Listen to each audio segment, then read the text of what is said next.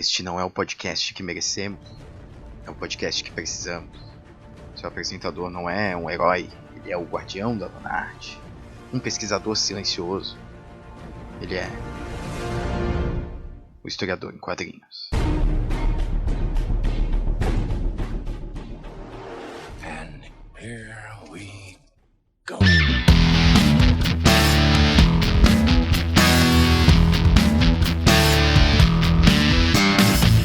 E salve, jovens! Aqui é Guilherme Silva e sejam bem-vindos a mais um Historiador em Quadrinhos. Um bom tempo sem postar episódio novo, né? Então peço a compreensão de todos que eu tô dando um gás absurdo na minha dissertação, né? Tá saindo coisa boa, tá saindo legal. Então tá valendo a pena e tá um pouquinho afastado do podcast, apesar de eu sentir saudade. Mas esse tempo disponibilizado aí pra dissertação não tá sendo... né, de todo improdutivo pro podcast, né, porque eu tô lendo muita coisa legal, né, o último episódio já foi nesse sentido, né, eu trouxe um material que eu tava lendo também, né, ainda não cheguei a usar na dissertação, mas tava lendo aí no processo de pesquisa e tal, e hoje eu trouxe um outro artigo, né, tentando encabeçar de fato, de vez, essa ideia de trazer artigos acadêmicos pro podcast para apresentar, jogar essas ideias na internet aí, e jogar mais luz sobre elas, né? Não que eu seja também, né, um bastião da divulgação científica, mas como eu sempre falo, né, eu leio muita coisa legal na universidade, eu estudo, eu debato muita coisa legal com meus colegas, né? Debati no ano passado quando eu fiz as aulas presenciais, né? Na minha graduação também tinha muito debate legal e eu fico muito empolgado com esses debates, né? E penso, poxa, as pessoas... cara, elas tinham que ter acesso a isso aqui, né? Isso devia estar acessível para outras pessoas e essa é uma singela contribuição a essa minha vontade aí de jogar na internet esse conhecimento acadêmico e lançar esses debates aí em outros campos. Mas vamos lá. O artigo que eu selecionei, que eu achei muito legal, gostei muito de ter lido, contribuiu bastante para minha pesquisa, ele chama Os Limites do Histórico no Quadrinho Documental. É do Felipe de Castro Muaniz, ele é doutor em comunicação pela Universidade Federal de Minas Gerais, né, professor do programa de pós-graduação em comunicação na Universidade Federal do Ceará e também do programa de pós-graduação em artes, cultura e linguagens, né, da Universidade Federal de Juiz de Fora. Então o cara tem currículo ali já, né? O cara já se apresentou com tudo. Né? Então é uma pessoa que está mais na área da comunicação, né? E o que é mais comum, né? Acho que eu também já mencionei, muito mais comum que pessoas de área de linguagens, letras, né? Comunicação, né? Eles enveredem para os quadrinhos do que outras áreas das ciências humanas, né? Como a história, por exemplo, apesar de existirem muitos pesquisadores, né? Nem se compara com o montante dessas áreas, né? Então, nada de novo sobre o sol ainda, né? Só que o interessante, né, do artigo do Felipe é que ele traz uma perspectiva histórica muito bem embasada. Ele usa muito Walter Benjamin, né, para articular as ideias que ele quer desenvolver do que ele considera um quadrinho documental, né, e dos limites desse quadrinho que ele considera histórico, né, para se tornar um documento. Né? E esse título ele dá a entender de que ele vai pôr um limite, né, nos quadrinhos históricos, né? Os quadrinhos históricos que ele se refere são os quadrinhos com teor histórico, né, com fundo histórico, com personagens históricos, né? A gente pode citar como exemplo o Angola Jangá, que ele coloca ali no meio também, mas Cumbi pode ser também. A gente pode pegar, por exemplo, até mesmo Black Sad, por que não, né? Um quadrinho de teor histórico, né? Ele é bem basado durante o período da Guerra Fria. Enfim, a gente pode pegar Game Pés Descalços, seria um exemplo de quadrinho histórico, né? Enfim, tem uma cacetada de quadrinhos históricos, né? Então, esse artigo ele vai circular nessa ideia o quanto um quadrinho histórico, né, um quadrinho de teor histórico, ele pode ser considerado também um quadrinho documental, né? Então, esses limites que o Felipe vai apresentar, na verdade, não são limitações, né? Eles partem de um pressuposto limitador. Não sei o quê?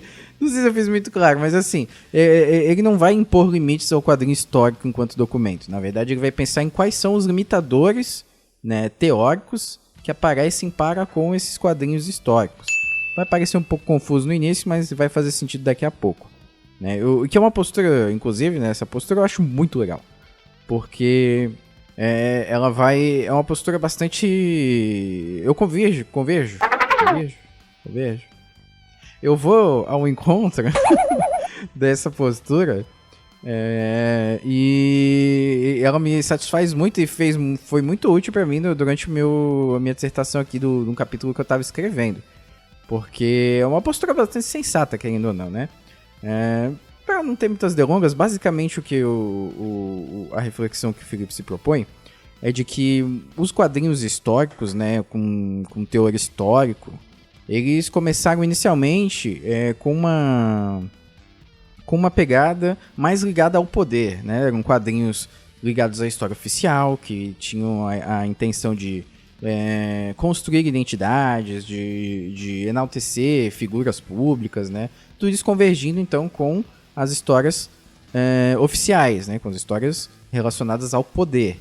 Né? Só que durante a década de 40, 50, 60 em diante, esses quadrinhos de teor histórico, jornalístico até também, começaram a trabalhar muito, né? Os quadrinhos underground tiveram um papel muito importante nesse processo, mas começaram a trabalhar então numa pegada de contranarrativa, né? Então esses quadrinhos que acabaram balizando todo esse gênero, né, de quadrinho histórico, né, e quadrinho documental, eles então têm essa característica muito forte de ser contra-hegemônico, né? Contra um discurso que é hegemônico e, por consequência, ele é excludente em algumas instâncias, né? Então, esse pequeno histórico que ele faz é uma coisa bem importante para a gente entender essa trajetória desses quadrinhos, né? E qual o uso deles, né? Socialmente falando, o uso histórico, mas o uso social também, né? Enquanto ferramentas de negociação de poder aí. Então o Felipe ele vai fazer essa articulação entre os quadrinhos históricos e os quadrinhos considerados documentais. Tá, mas e aí? O que isso tudo tem a ver com esses limites do quadrinho histórico, né? Basicamente o que o Felipe vai trabalhar é que a ideia de que um quadrinho de teor histórico não pode ser considerado um documento histórico, ou seja, um discurso sobre o passado, um discurso acadêmico, um discurso que não é ficcional, né? Ele não é exclusivamente ficcional, ele produz história dentro daquela construção de narrativa. O discurso dele para defender essa tese, então, vai até o conceito de história, né? Para ele, então, rever o conceito de quadrinho histórico enquanto documento, para rever esse conceito é preciso então passar por uma revisão de conceito de história.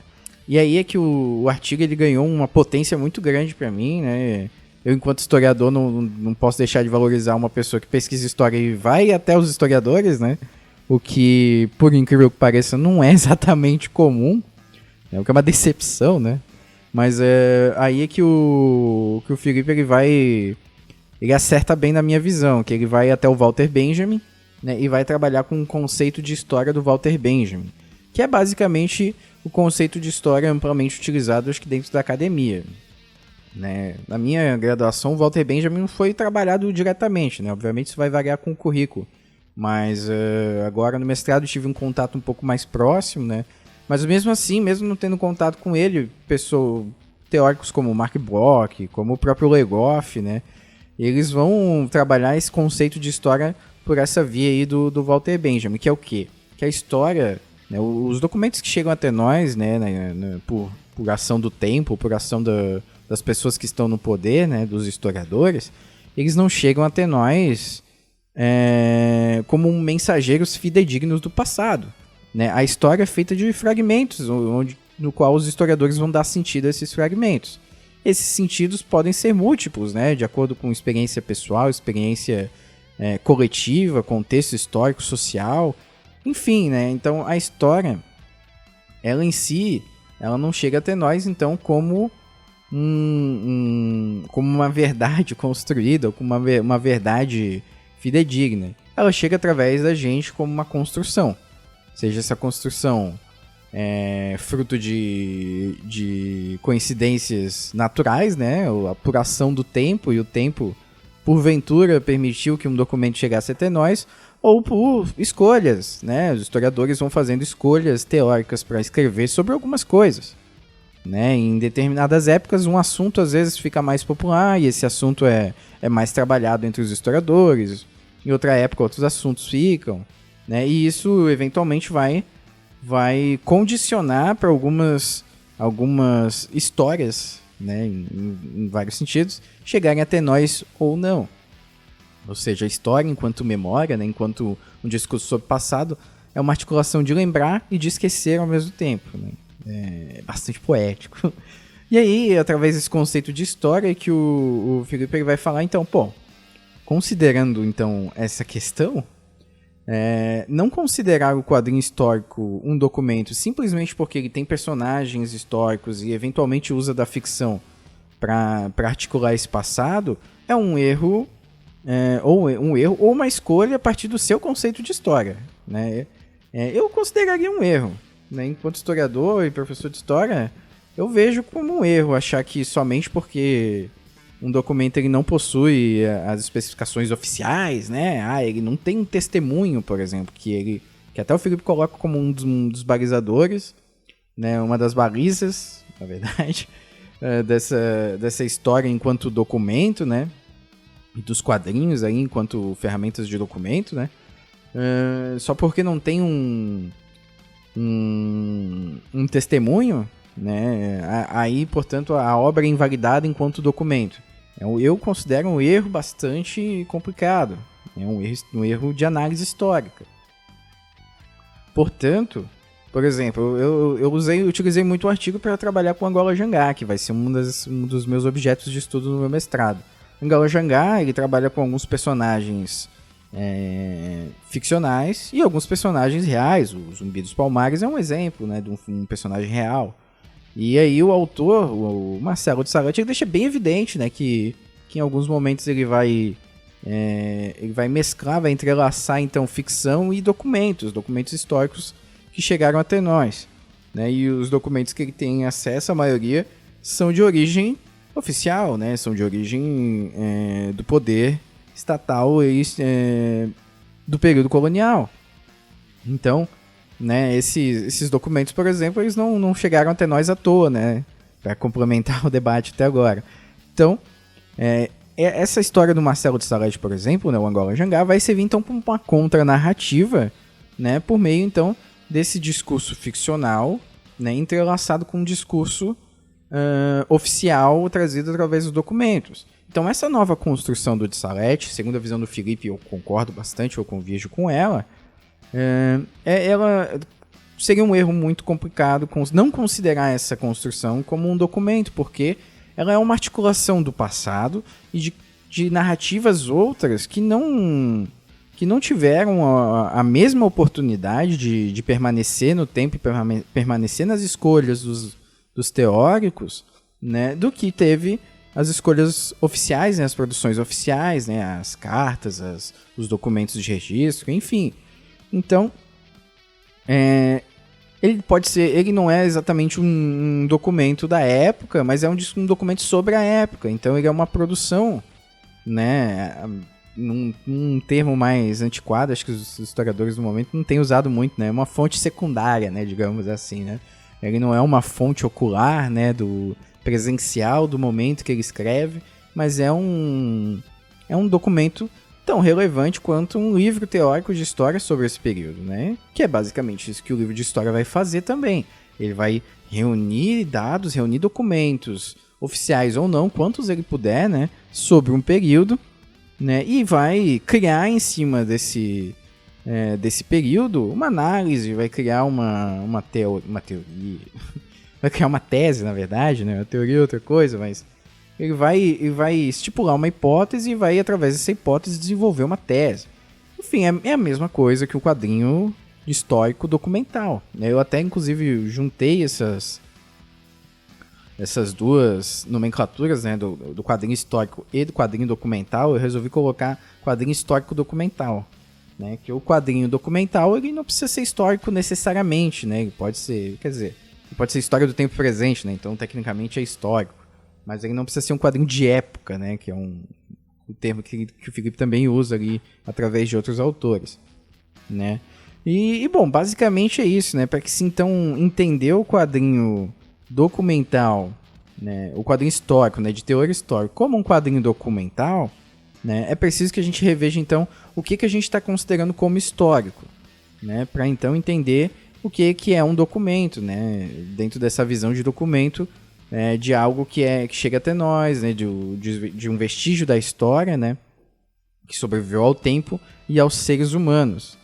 Né? Então, eu acho que é muito rico esse artigo, né, do Felipe, e eu fico muito feliz que alguém da comunicação tenha interesse por área da história, ou pelo menos, ao pesquisar áreas da história, tem interesse em dialogar com os profissionais da história, né, que é um erro crasso também das pessoas que às vezes vão pesquisar quadrinhos e simplesmente esquecem que tem teóricos de quadrinhos, né? Acho que o balanço é bom, e aqui o Felipe ele faz bem esse balanço, né?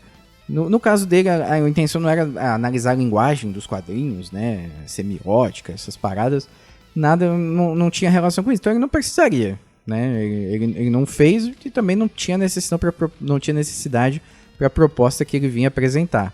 Mas ele fez um diálogo com autores da comunicação e autores da história, né? Como o Walter Benjamin, de uma maneira que eu considerei bastante eficaz e bastante bem feito.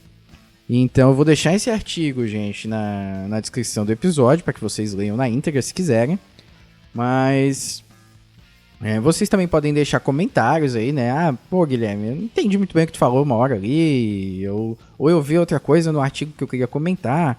Vai ser um prazer se debater esse assunto, que eu adorei esse artigo, né? E se você não conhece a nossa campanha do Apoia-se, por gentileza, dê uma verificada, apoia.se/ucroniacast, que ela é do nosso podcast principal, que está em ato, infelizmente, mas vai retornar. Mas o dinheiro arrecadado para essa campanha também vai servir para o Historiador em Quadrinhos sobreviver, né? Se você não ouviu o episódio passado e está estranhando a qualidade de áudio desse episódio, nós adquirimos microfones novos. Então eu tô com um microfone muito mais show de bola, que é tops. Então, não estranhem. Isso graças aos nossos apoiadores no Apoia-se. É isso aí, molecada. Deixe comentário ou mande um e-mail para hq@ucraniacast.com.br e nos vemos no próximo episódio.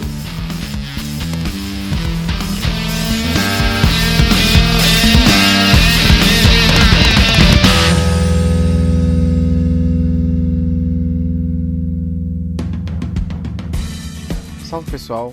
Aqui é Guilherme Silva, historiador em quadrinhos, e eu gostaria de fazer um agradecimento especial para as nossas apoiadoras Mayara Barbato Flor, Teise Cristina, Pedro Balão e Lucas Venturi. Graças a vocês o podcast é possível, certo? Muito obrigado, gente. E se você ainda não conhece a nossa campanha de financiamento coletivo recorrente no Apoia-se, por favor, verifique lá apoia.c/ucraniacast e considere aí apoiar o nosso projeto a partir de R$1, né, para que o Ucraniacast e também o Historiador em Quadrinhos possam prosseguir ativos aí na podosfera. Muito obrigado.